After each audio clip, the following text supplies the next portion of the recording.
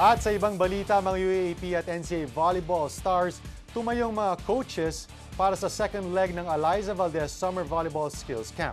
Alamin natin ang buong detalye sa report ng ating kasamang si Anton Rojas.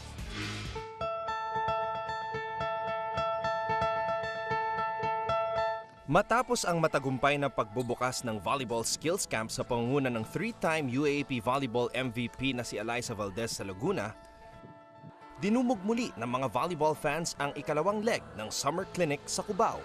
We're trying to teach the kids the basics, the fundamentals also of volleyball, and we really hope na hindi lang yun yung matutunan nila sa camp na to build yung right attitude and character in and outside of the court. Kasama ni Ali sa second leg ng camp ang kanyang former Ateneo Lady Eagle teammates na sila Bea Tan at Amy Ahumiro. We've been coached our whole life, so it's nice to share naman what we've learned from all our different coaches. You really feel inspired naman that you're inspiring them to learn. Hopefully, you'll see me out there sa court. I'll still be playing, staying active, and hope to see all you guys soon. Enjoy rin sa pagtuturo ng volleyball sa mga bata ang back-to-back NCAA MVP na si Gretzel Soltones. Mahirap din magturo kasi kailangan talaga ng pasensya. Nakaka-overwhelm kasi hindi lahat nabibigyan ng opportunity na makasama sila and makapagturo ng ganito. Malaking tulong naman para sa high school student na si Bea Dapitan ang Volleyball Skills Camp para makapaghanda at makasali siya sa varsity team ng kanyang eskwelahan.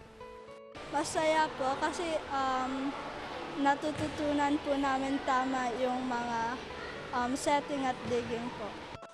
Masaya at proud ang mga coaches dahil naibahagi nila sa mga aspiring athletes ang kanilang kaalaman sa sport at sa lumalaking popularidad ng volleyball sa bansa.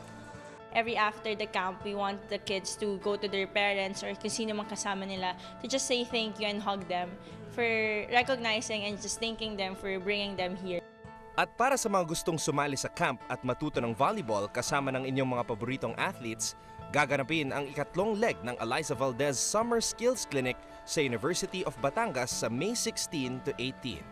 I hope to see you sa mga camps, not only in volleyball, in any other sports. Summer break, so let's have fun.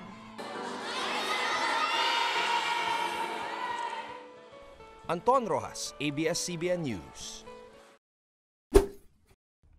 Hi guys, keep watching The Score for the latest sports updates and don't forget to subscribe to the ABS-CBN Sports in Action YouTube channel.